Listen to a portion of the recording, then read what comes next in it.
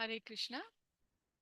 My humble obeisances to His Holiness Banaswami Maharaj, His Holiness Jayapataka Swami Maharaj, His Divine Grace A.C. Bhaktivedanta Swami Prabhupada, founder Acharya of the International Society for Krishna Consciousness, and to all the Acharyas in the Sampradaya. And my humble obeisances to all of you on Zoom, on YouTube, and on Facebook. Thank you so much for your continuous support and motivation. Hare Krishna. Okay. So, so now we are continuing our evening session after a very long time. So we are now continuing with the study session of Srimad Bhagavatam. Okay, we are in the fourth chapter. We are starting the fourth chapter today. Appearance of Narada. It's titled The Appearance of Sri Narada. Okay, so 1.4.1. Vyasa Uvacha.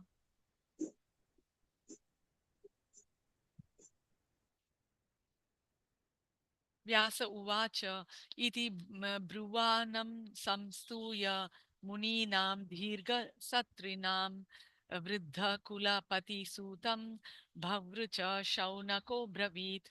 Translation. Vyasa said, among the sages gathered for the long sacrifice, Shaunaka, elders by age, of high parentage, and superior in Vedic knowledge. Just a moment, I'll just first get into the Veda base, Bhakti Vedanta Swami Prabhupada. That one I'll take first, okay? One moment, please.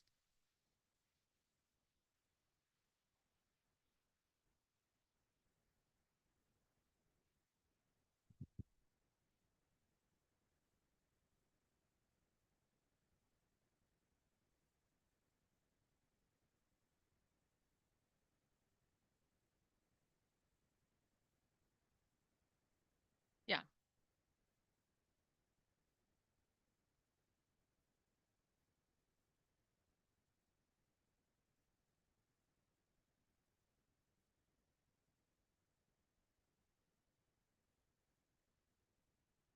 okay.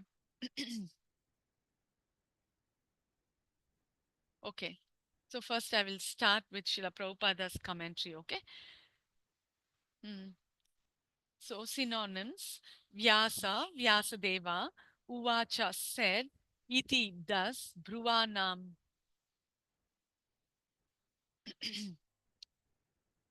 Bhruvanam, speaking, Samstuya, congratulating, Muninam, Muninam of the great sages, Dirgha, prolonged, Satrinam of those engaged in the performance of sacrifice, Vriddha, elderly, Kulapati, head of the assembly, Sutam, on to Suta Goswami, Bahu Rucha, learned, Shaunaka of the name Shaunaka, Abravit addressed.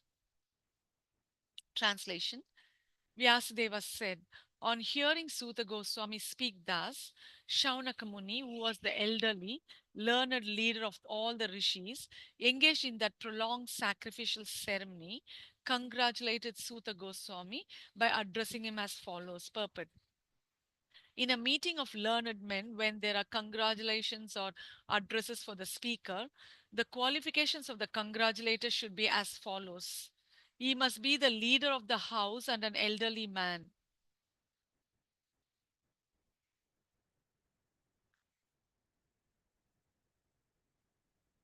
Just a moment.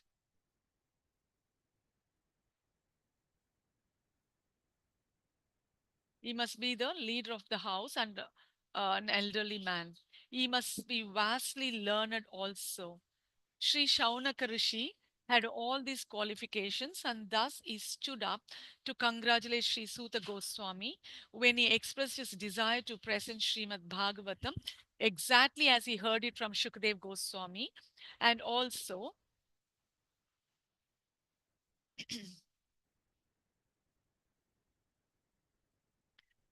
realized it personally. Personal realization does not mean that one should, out of vanity, attempt to show one's own learning by trying to surpass the previous acharya. He must have full confidence in the previous acharya, and at the same time, he must realize the subject matter so nicely that he can present the matter for the particular circumstances in a suitable manner. The original purpose of the text must be maintained. No obscure meaning should be screwed out of it. Yet, it should be presented in an interesting manner for the understanding of the audience. This is called realization. The leader of the assembly, Shaunaka, could estimate the value of the speaker, Sri Suta Goswami, simply by his uttering Yatha Dhitam and Yatha Mati. And therefore, he was very glad to congratulate him in ecstasy. No learned man should be willing to hear a person who does not represent the original Acharya. So, the speaker and the audience were bona fide in this meeting where Bhagavatam was being recited for the second time. That should be the standard of recitation of Bhagavatam so that real purpose can be served without difficulty. Unless this situation is created, Bhagavatam recitation for extraneous purposes is useless labor both for the speaker and for the audience. So, here clearly they're telling the qualification for a person who should be the leader. Okay, so this is in context like when Suta Goswami, after hearing Srimad Bhagavatam from Shukadev Goswami in the assembly of Parikshit Maharaj, okay, he travels to Naimisharanya, and there the sages headed by Shaunak Rishi, they sit down to do sacrifices for a period of 1,000 years. Okay, so actually their purpose was to attain swarga, like they were doing it for not exactly for the sake of bhakti, but for uh, with another motive. But when they eventually meet Suta Goswami, okay, so the leader of the assembly, like of the sages at Naimisharanya, Shaunaka Rishi, he is a very qualified person because by age also he is an elderly person, and also he is a very learned man. Okay, so he could realize, just a moment, please.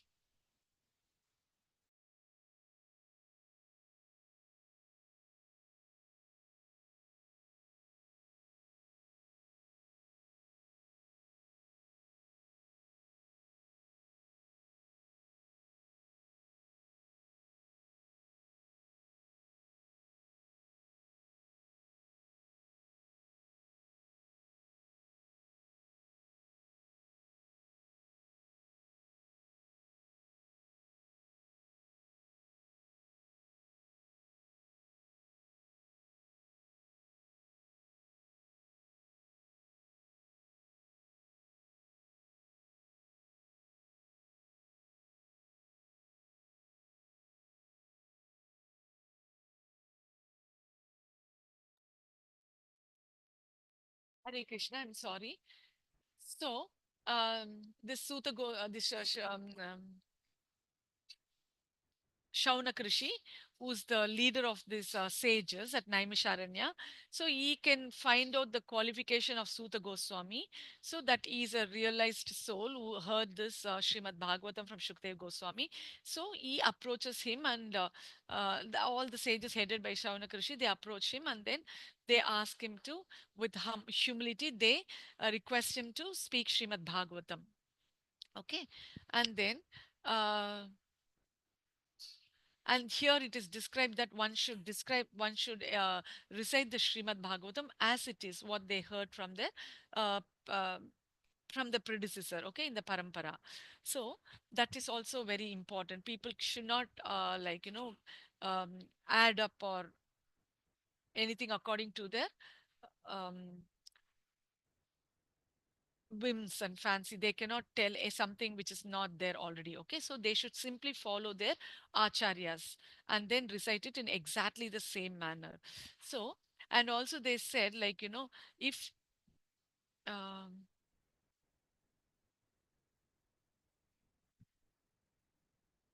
okay, so um,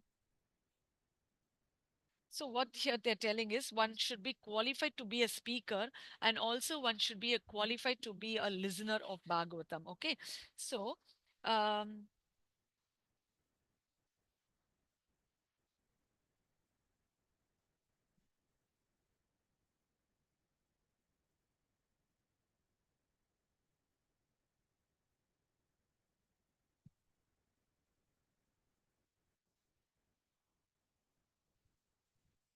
here the qualification of Shaunaka Rishi, okay, who's heading the sages of Naimisharanya, he was qualified because he is the eldest by age in that group, and also he is superior by family lineage. Okay, actually for us we don't take this into account. Okay, but in those earlier days, they were also taking this family lineage. Nowadays, if you're like for us, especially in our Gaudiya Sampradaya or even in ISKCON, we don't take the family lineage into account. Okay, not that much. And but there is other qualification, like and here Shaunaka Rishi also was superior by knowledge acquired through studying the Veda. Okay, so all these were like a qualification for him to be the leader of the sages of Naimisharanya. Okay. Okay. Text 2, 1.4.2. Shaunaka uvacha suta suta mahabhaga vadano vadatam katham bhagavatim punyam yad aha bhagavanchuka.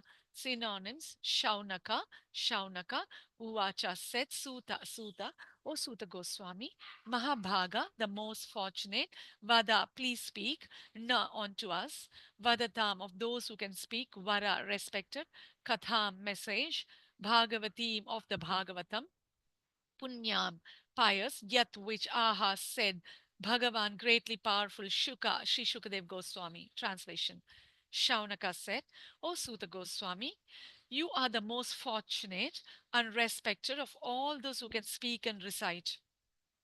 Please relate the pious message of Srimad Bhagavatam, which was spoken by the great and powerful sage Shukadev Goswami.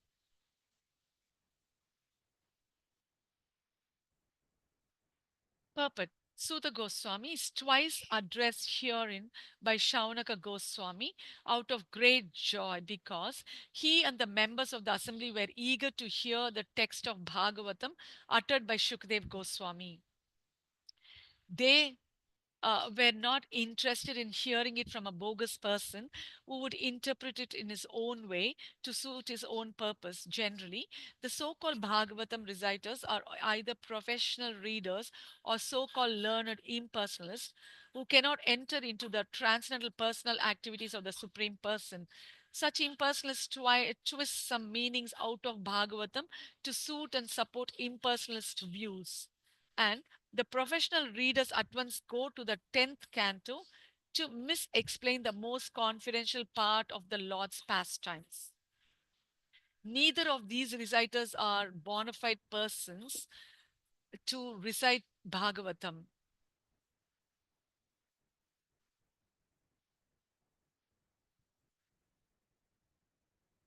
Only one was prepared to present Bhagavatam in the light of Shukadev Goswami, and only those who are prepared to hear Shukadev Goswami and his representative are bona fide participants in the transcendental discussion of Srimad Bhagavatam.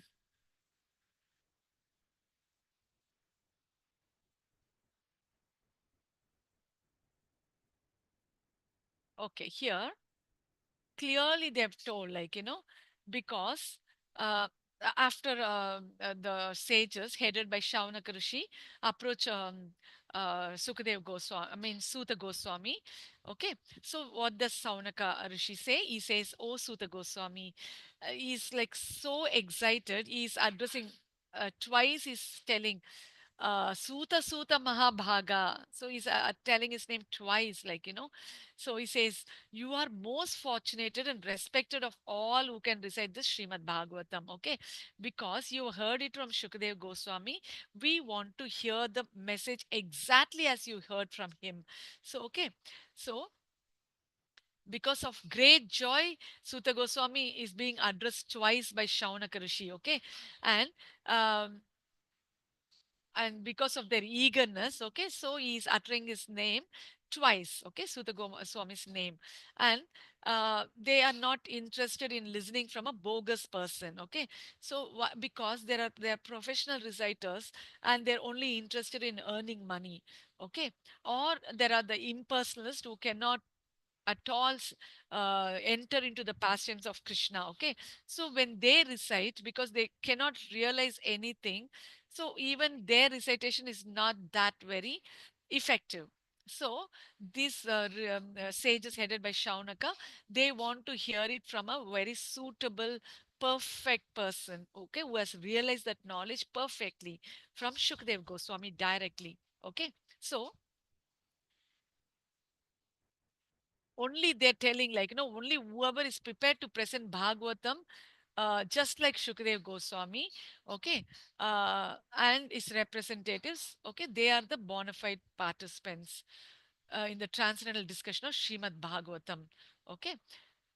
So what is Vishnu Chakravarti Thakur telling? He says, he addresses Sutta twice out of joy. Yat stands for Yam. Okay, that's it. So, so these people are requesting, okay, in the forest of Naimisharanya, they're telling Sutta Goswami, please tell us the pure stories related to the Lord, which is glorious, okay, which Shuka spoke in the assembly of Parikshit. So now they're eager to learn this Srimad Bhagavatam from Sutta Goswami, who's representing Shukadev Goswami.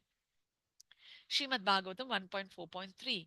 Kasmin yuge pravritteyam stane va kena hetuna kutaha sanchodita Krishna kritavan samhita munihi. Synonyms: Kasmin, in which yuge period, pravritta was begun, yam, this, thane, in the place, va, or, kena, on what, hetuna, ground, kutaha, where from, Sanchodita, inspired by Krishna, Krishna Dvaipayana Vyasa, Kritavan, compiled, Samhitam, Vedic literature, Munihi, the learned. Translation: in what period and at what place was this first begun? And why was this taken up? From where did Krishna Dvaipayana Vyasa, the great sage, get the inspiration to compile this literature? Purport: because Srimad Bhagavatam is the special contribution of Srila Vyasadeva, there are so many inquiries by the learned Shaunaka Muni.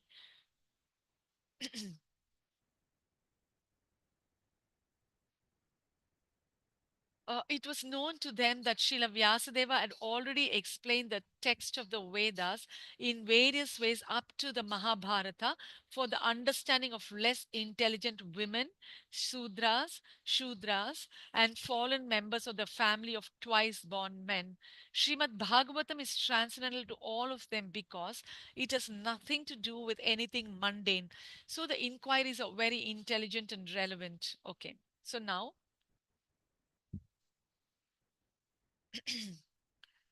they're asking in which yuga, okay, and in what place, and for what reason did the sage Vyasa write this work? Very wonderful question, right?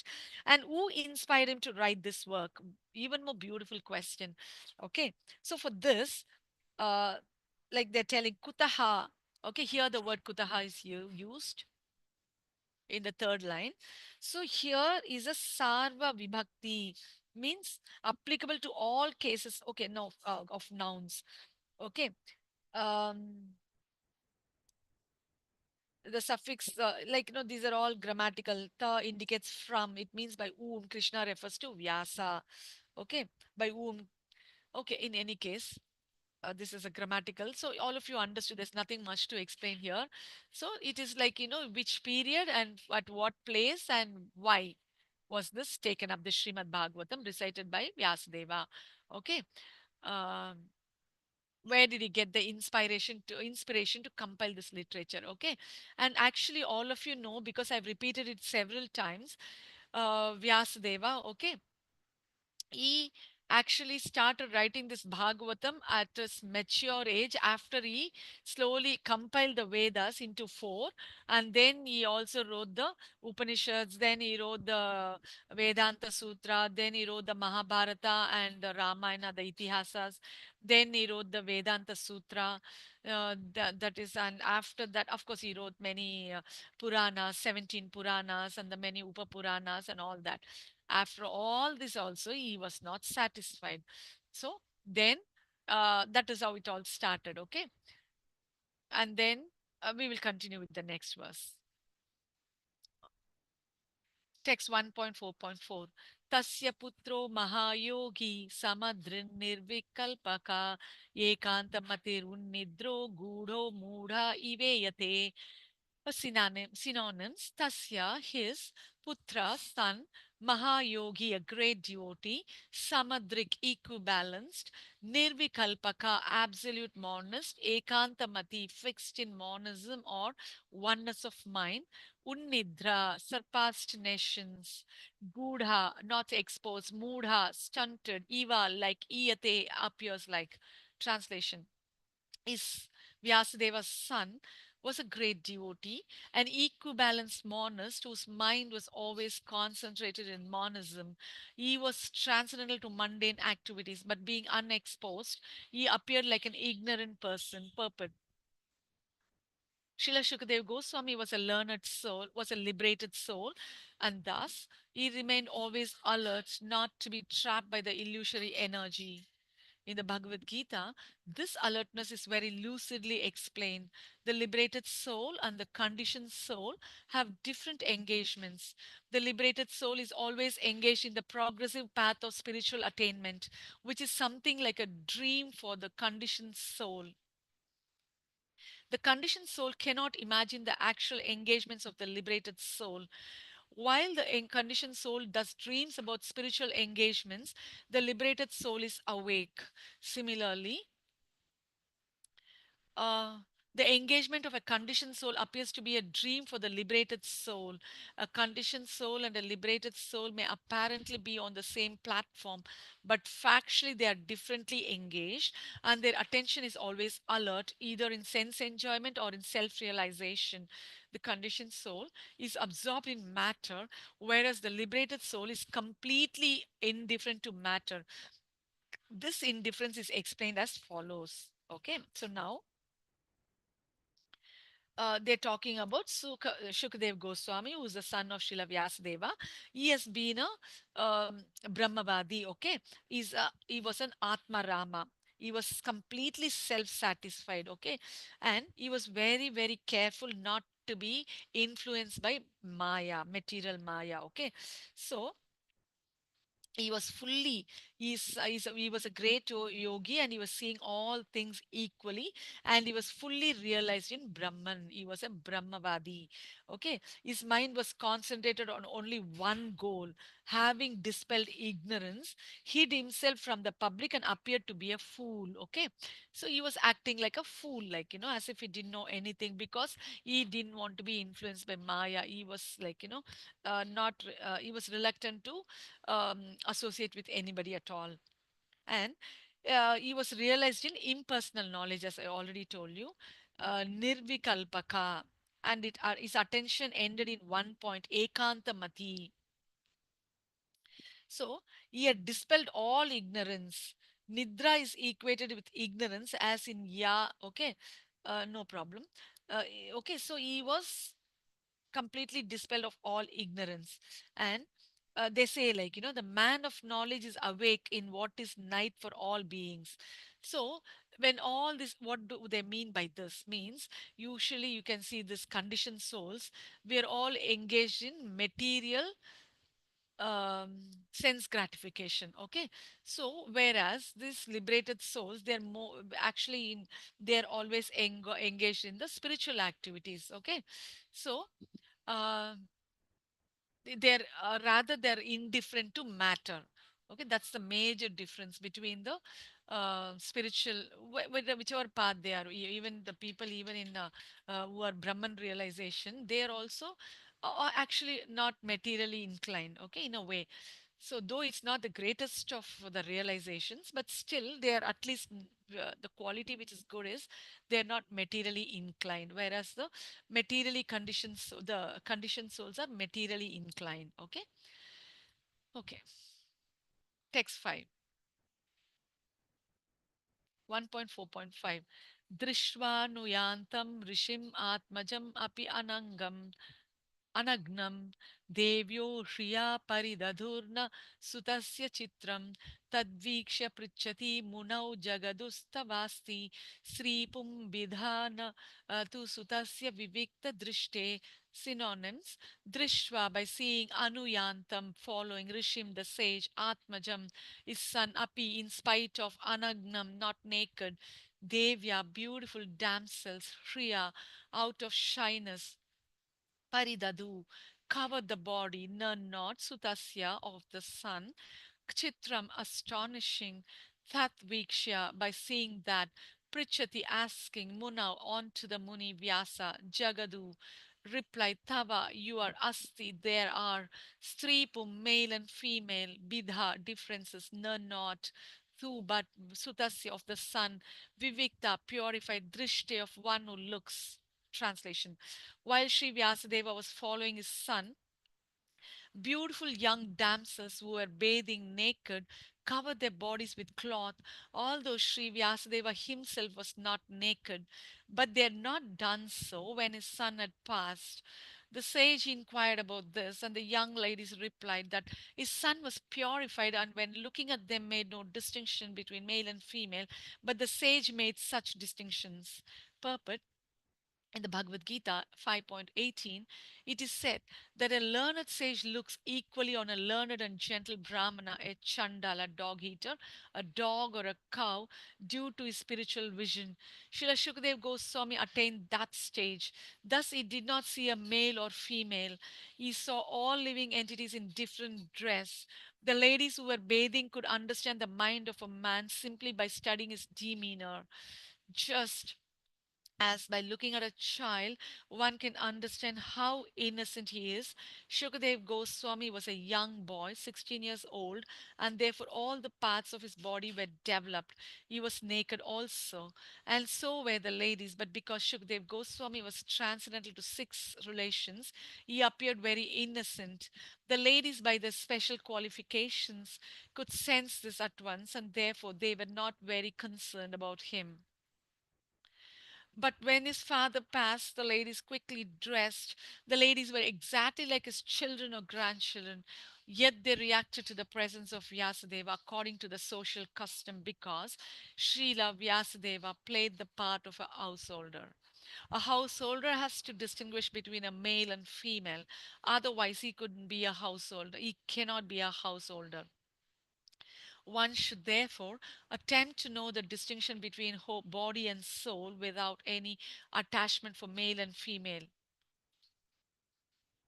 As long as such distinction is there, one should not try to become a sannyasi like Shukdev Goswami.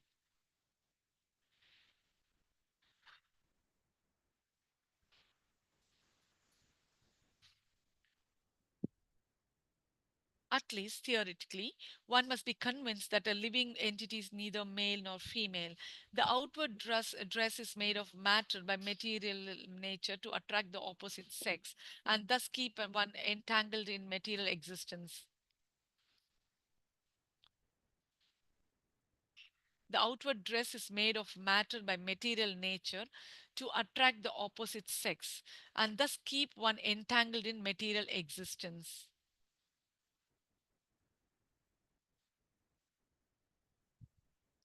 And okay, the outward dress is made of matter by material nature to attract the opposite sex and thus keep one entangled in material existence. A liberated soul is above this perverted distinction. He does not distinguish one living being and another. For him, they are all one and the same spirit.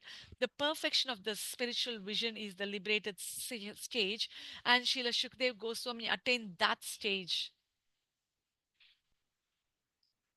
Srila Vyasadeva was also in the transcendental stage, but because he was in the householder's life, he did not pretend to be a liberated soul as a matter of custom.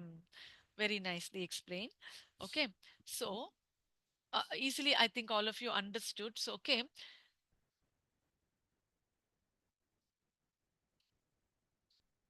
so now, as soon as Shukdev Goswami was actually he was reluctant to come out of the womb of his mother. Okay, so for a very long time, even after the due period, he was not coming out of his mother's womb because he thought if he comes to this material world, he will be influenced by material Maya. So he wants to protect himself, so he doesn't want to come out of his mother's womb. How much ever Vyasadeva tried to convince him, okay, he wouldn't listen. Then Vyasadeva he requested Krishna to tell Shukdev Goswami to come out of his mother's womb. So now Krishna promises Shukdev Goswami that even if he comes out of into the material world. He will not be influenced by Maya. And after hearing this promise of Krishna, Shukdev Goswami, he comes out of his mother's womb. Okay, so after a very very long time, and now he straight away he walks away. He doesn't even speak to his father or mother. He just walks away, and his father follows him, calling him, "Oh my son, oh my son." So even the trees, like they echo, like just like Vyasadeva, they also say, "Oh my son, oh my son." Okay, so then and he keeps following. At that time, these damsels, like young, beautiful young damsels, they were naked and they were having a bath, okay, in the pond. And when Shukadev Goswami just passes by, though he was naked and he was very young and he was all his body parts are well developed, so he should have been attractive. But in spite of that, these young ladies, okay, who were having bath, who were naked, they didn't bother, like because they were not affected by him at all, because he was in a liberated stage. They were not, and like they were not affected at all. And when Vyasadeva, his father, who was fully dressed, was walking by, they just covered themselves with cloth, okay, because they felt like uh, indifferent. So like so that's what is explained here, because he was a grihastha, and he would, because Shukdev Goswami, because he's a liberated soul, he will not look anybody from the bodily concept, okay, like he's a male, she's a female, not like that, because he's looking upon everyone as a soul, as an atma only, okay. But Vyasadeva, being a grihastha, he should naturally differentiate, okay, because he's a grihastha, okay. So uh, so these ladies also, they felt like so um, they they felt like shy, and they immediately covered up themselves, okay. So um,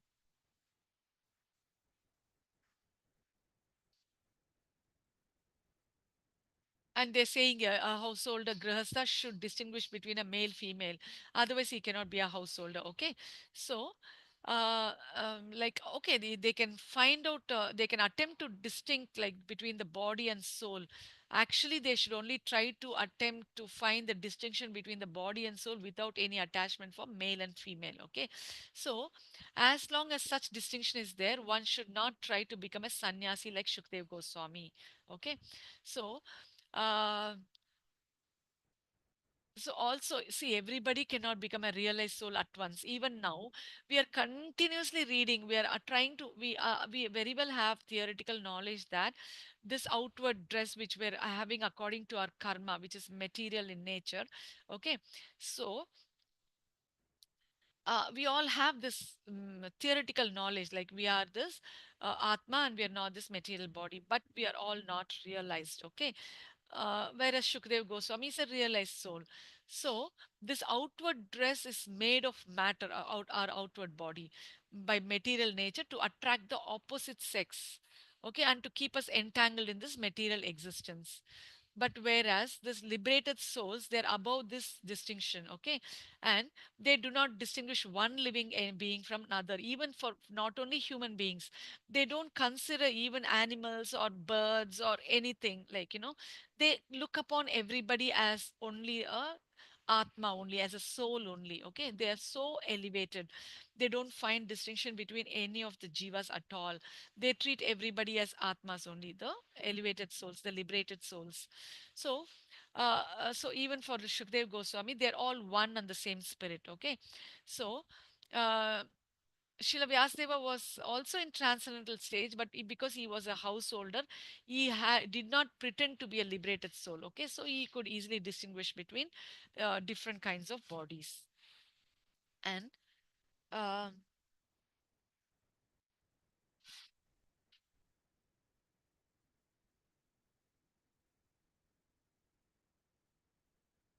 So this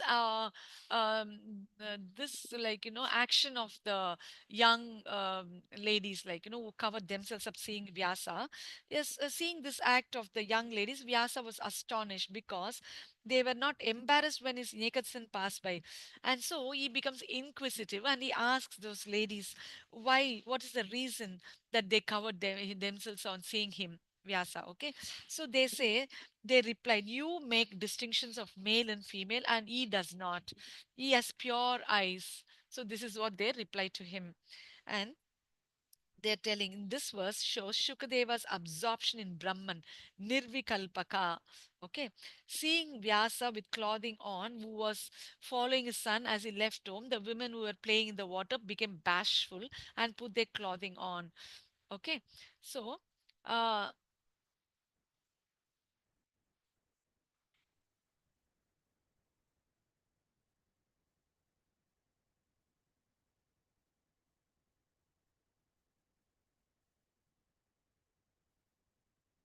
okay, now let's proceed. There's not much to tell here. Text 1.6, 1.4.6.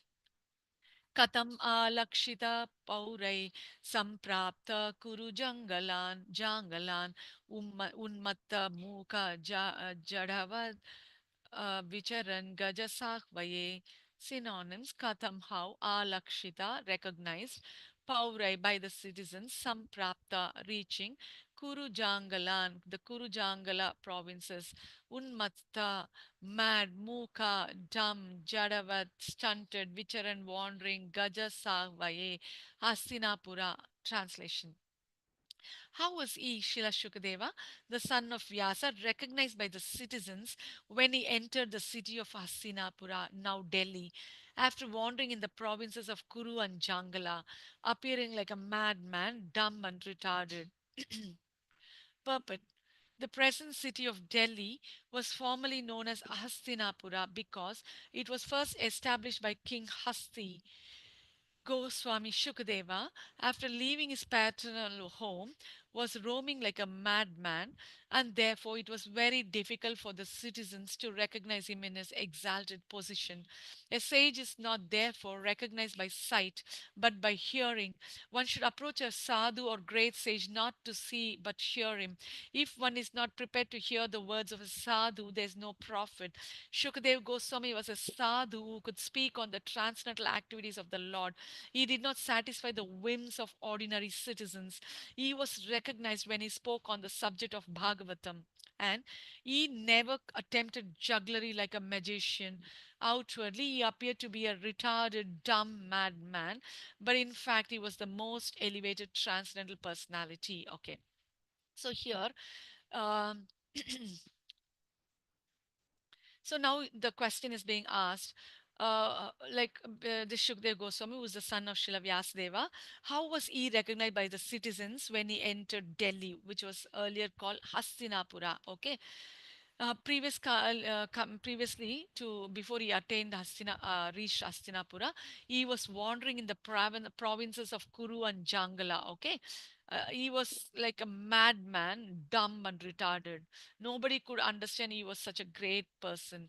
Okay, and they say the qualification of a great person is not by his looks but by what he speaks. Okay, so and um so you cannot judge a person by recognize by his sight, okay, seeing the person, but by hearing the person.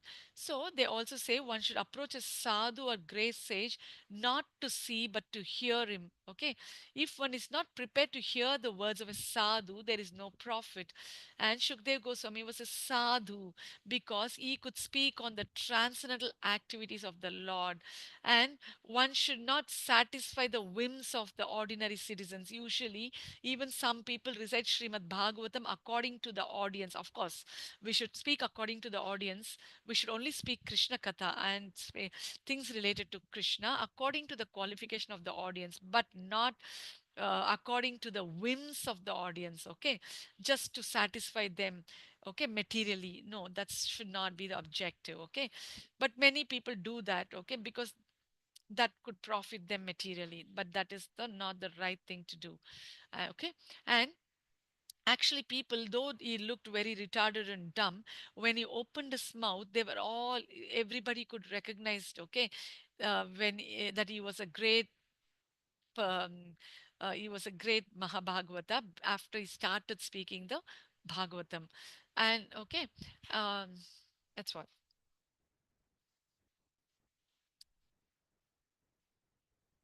Okay.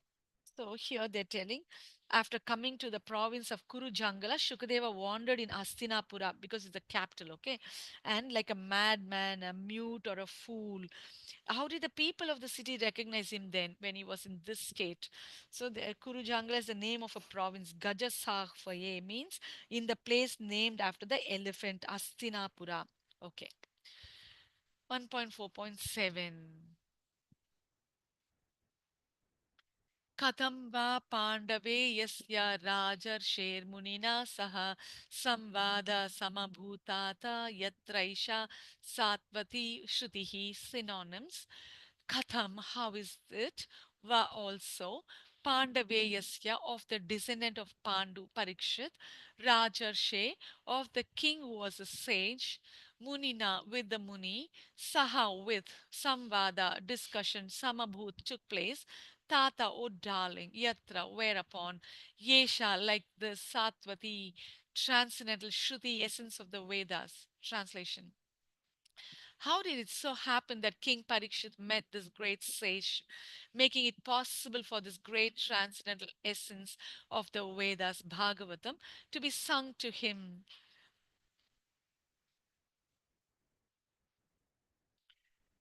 Making it possible for this great transcendental essence of the Bhagavatas, of the Vedas, Bhagavatam, to be sung to him. Purport. Srimad Bhagavatam is stated here as the essence of the Vedas. It's not an imaginary story as it's sometimes considered by unauthorized men. It's also called Shuka Samhita or the Vedic hymn spoken by Sri Shukadev Goswami, the great liberated sage. Okay.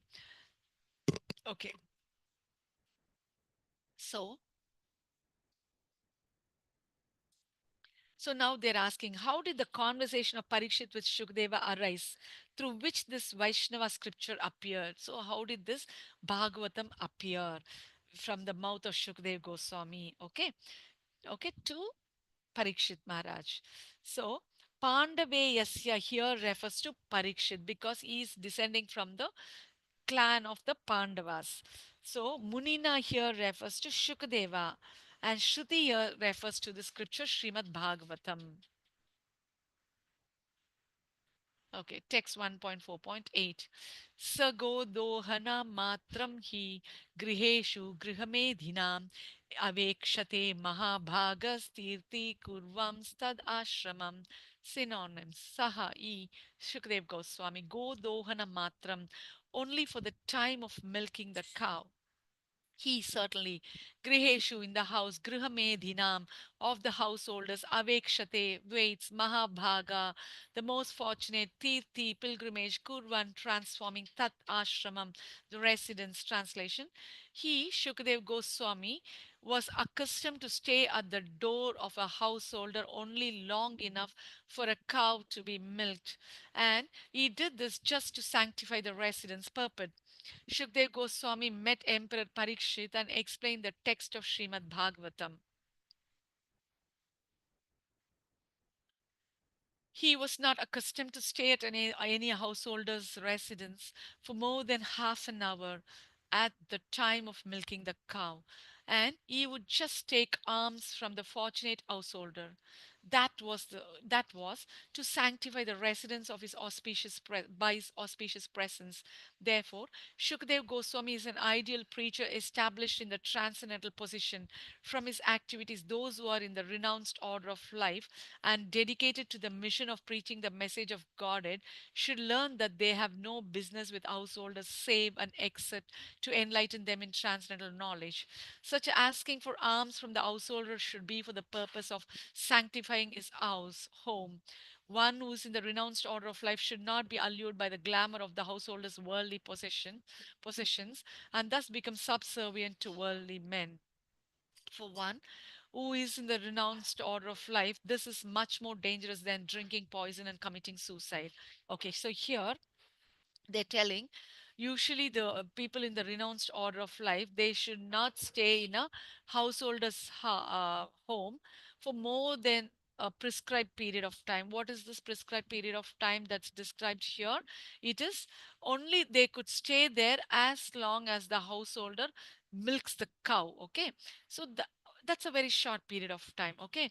And that also they're staying there only to sanctify the residence of the householder, okay? And the householders generally they give some alms to the sannyasis, and these sannyasis accept this alms only for the purification of the householders, not for any material benefit, okay?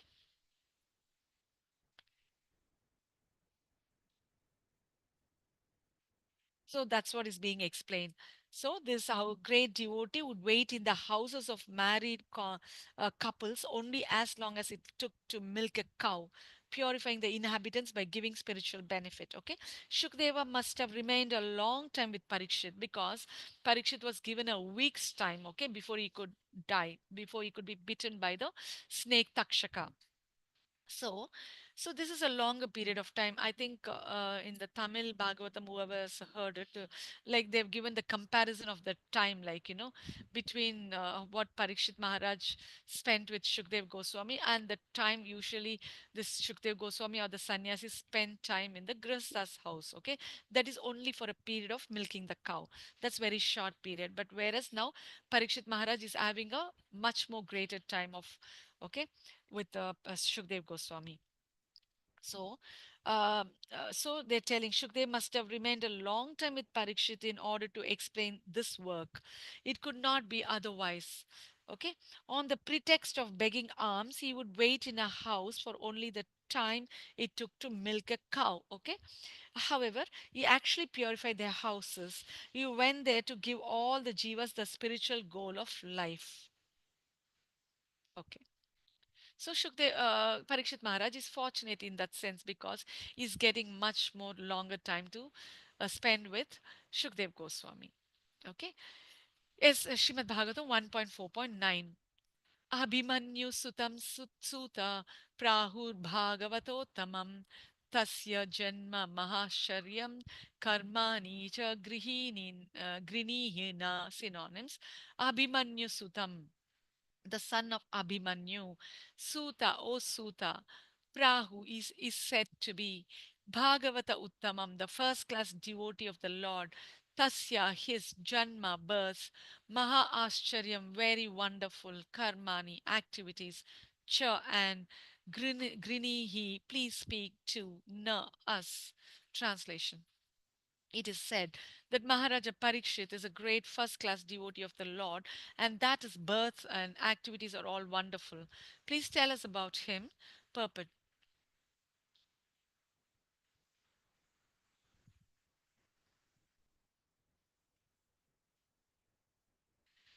The birth of Maharaja Parikshit is wonderful because in the womb of his mother, he was protected by the personality of Goddess Sri Krishna. His activities are also wonderful because he chastised Kali, who was at Kali, sorry, Kali, not Kali. Wonderful. His activities are also wonderful because he chastised Kali, who was attempting to kill a cow. To kill cows means to end human civilization. He wanted to protect the cow from being killed by the great representative of sin. His death is also wonderful because he got previous notice of his death, which is wonderful for any mortal being. And thus, he prepared himself for passing away by sitting down on the bank of the Ganges and hearing the transcendental activities of the Lord. During all the days he heard Bhagavatam, he did not take food or drink, nor did he sleep a moment. So everything about him is wonderful, and his activities are worth hearing attentively. The desire is expressed herein to hear about him in detail. Okay, now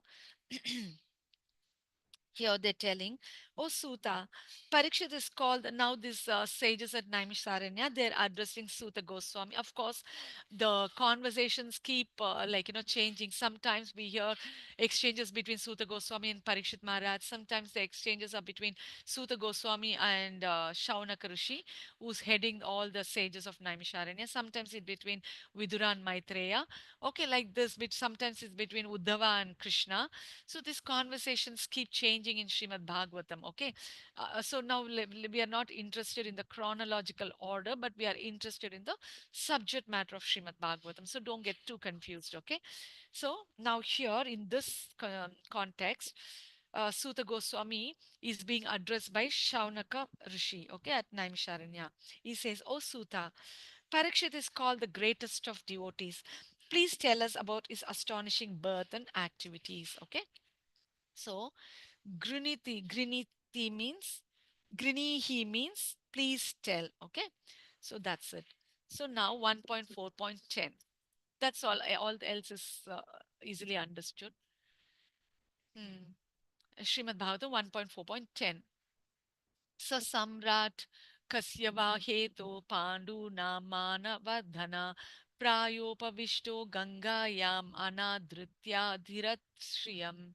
Okay, synonyms. Saha, he, Samrat, the emperor, Kasya, for what, Va, or Hetu, reason, Pandu, Nam, of the sons of Pandu, Manavardhana, one who enriches the family, Praya Upavishta, sitting and fasting, Ganga, Yam, on the bank of the Ganges, Anadritya, neglecting, Adhirat, acquired knowledge, acquired kingdom, Shriyam, opulences. Translation: he was a great emperor and possessed all the opulences of his acquired kingdom. He was so exalted that he was increasing the prestige of the Pandu dynasty. Why did he give up everything to sit down on the bank of the Ganges and fast till death? Okay, now another question is being asked. Purport: Maharaja Parikshit was the emperor of the world and all the seas and oceans, and he did not have to take the trouble to acquire such a kingdom by his own effort. He inherited it from his grandfathers, Maharaja Yudhishthir, and his brothers. Besides that, he was doing well in the administration and was worthy of the good names of his forefathers. Consequently, there was nothing undesirable in his opulence and administration. Then why should he give up all these favorable circumstances and sit down on the bank of the Ganges, fasting till death? This is astonishing, and therefore all very eager to know the cause. Okay, now this is what the sages at Naimisharanya, headed by Shaunaka Rishi, they are asking Sutta Goswami, why did Parikshit Maharaj, being a great emperor who owned all this, the great kingdom, all these opulences, not only the world, but all the seas and the oceans were, uh, owned by him. He was the controller of everything, and he did not have to take the trouble of even acquiring all these things because he inherited from his grandfathers, Maharaj Yudhishthir and his brothers. Okay, so when he was doing so well, why was he? And he also had a very good name, okay? And he was worthy of the good names of his forefathers also. So there was nothing undesirable in his opulence and administration. So why should he give up all this favorable situation and sit down on the bank of the Ganges, fasting till death? So this is something astonishing for them. So they're asking, and they were eager to know the cause, okay? So,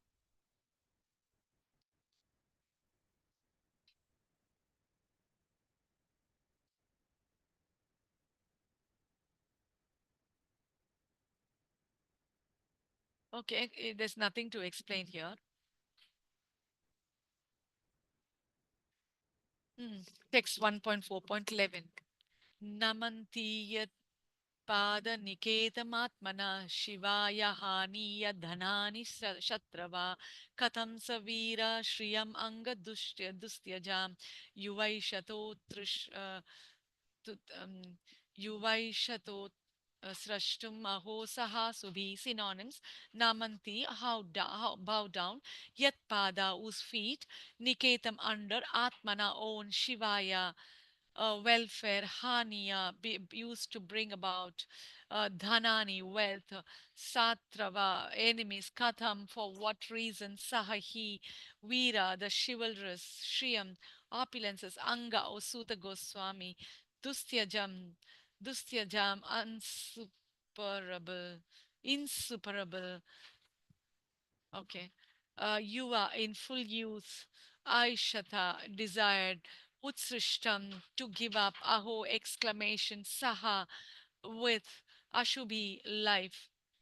Translation: he was such a great emperor that all his enemies would come and bow down at his feet and surrender all their wealth for their own benefit. He was full of youth and strength, and he possessed kingly opulences that were difficult to give up. Why did he want to give up everything, including his life purpose? There was nothing undesirable in his life. He was quite a young man and could enjoy life with power and opulence. So there was no question of retiring from active life. There was no difficulty in collecting the state taxes because he was so powerful and chivalrous that even his enemies would come to him and bow down at his feet and surrender all wealth for their own benefit. Maharaja Parikshit was a pious king. He conquered his enemies, and therefore the kingdom was full of prosperity. There was enough milk, grains, and metals, and all the rivers and mountains were full of potency. So, materially, everything was satisfactory. Therefore, there was no question of untimely giving up this kingdom and life. The sages were eager to hear about all this. So, so Parikshit Maharaj, okay, he was a brave young man, okay, to whose feet even enemies brought wealth and clearly bowed down for their own benefit. Desire to give up such wealth, which is difficult to give up along with his life as, okay.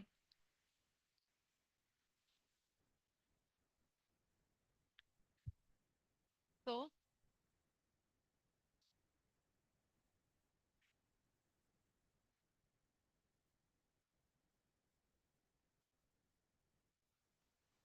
so why did Parikshit Maharaj renounce in spite of having so much of opulences? Is the question. So, Pada Niketam here means footstool. Okay. Ha means clearly. Parikshit was young, not old, but desired to give up all the wealth along with even his life as Asubhi. Okay. Asubhi. Okay. Okay. So, in spite of all this, Parikshit Maharaj is desiring to give up everything and is getting knowledge, Srimad Bhagavatam, the best of all the scriptures, okay, the king of all the scriptures. He was listening to this from Shukdev Goswami without any food or drink, okay, and he fasted till death by eagerly listening to Srimad Bhagavatam. Okay, so we would like to conclude here for today. Thank you so much. Any questions? Of course, there is not a very difficult subject, but in any case, if you have any doubts here, if no doubts, I'll just shut down. Thank you so much. Wonderful, wonderful devotees. So eager to learn. Wonderful. I'm really inspired by all of you.